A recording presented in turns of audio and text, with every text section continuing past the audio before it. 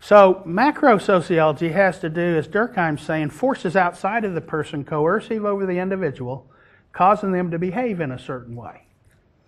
Okay, so we're not as individualistic as we think, says Durkheim, because things outside of us do affect us, and the psychologists know that too.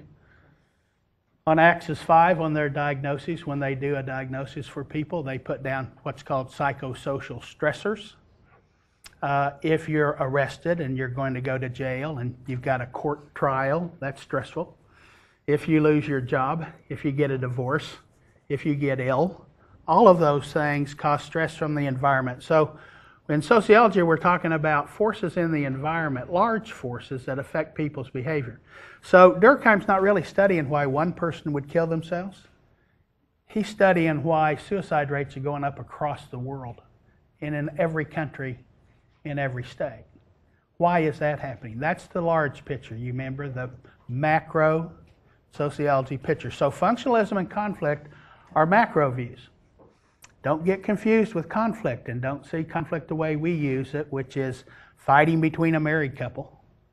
That would actually be interactionist view, because it has to do with small groups. Okay, so interactionism has to do with the small world. Okay, so George Herbert Mead is going to be our theorist to help us understand the interactionist view. Now, the first thing to understand about interactionism is that we all have a different reality.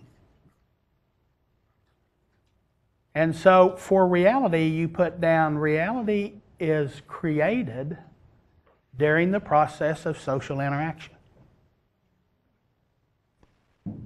Therefore, every social interaction creates a new reality. People wonder how somebody can get married, say they love one another and be together forever, and then divorce.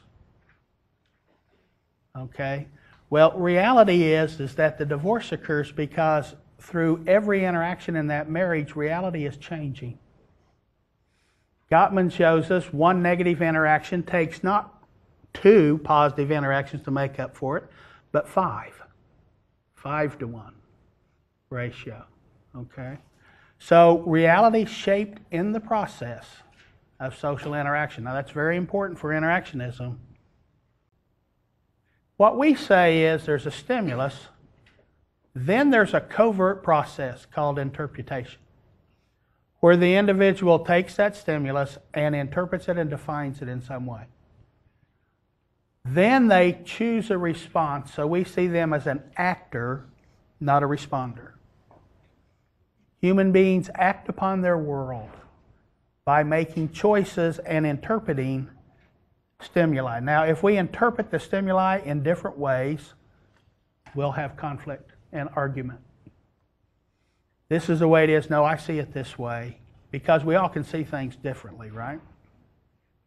So this interpretation right here is what we're going to be talking about a lot in sociology.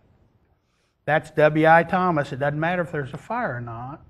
If you believe there is, you define it as a fire, you will operate on that as if that's real.